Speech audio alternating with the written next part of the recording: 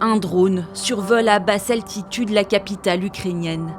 Après une nuit de frappe, les engins russes continuent au petit matin de harceler le ciel ukrainien.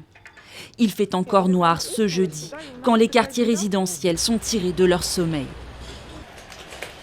Il y a eu la première attaque, on s'est couvert d'un drap. Ma petite amie m'a dit « lève-toi » et je lui ai dit « non, attendons ». Il y a eu la deuxième attaque et là, tout a volé en éclats. Dieu merci, nous sommes restés allongés, des débris ont volé un peu. Nous avons eu de la chance. C'est terrifiant. La première fois, 2 missiles ont touché la zone. On s'est réveillés, il y avait un bruit assourdissant.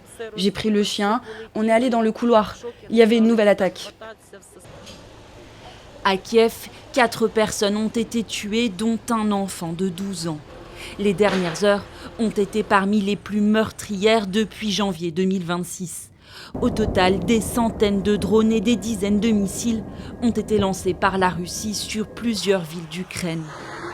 À Odessa, la grande cité portuaire du Sud, c'est au moins 7 personnes qui ont trouvé la mort. Odessa est une plaque tournante maritime essentielle sur le plan logistique. Elle occupe une place de choix dans les plans stratégiques des criminels de guerre russes. La ville va continuer de susciter leur intérêt, et pas dans le bon sens. À 500 km au nord-est, Dnipro est également sévèrement touché, pour la 2e fois cette semaine.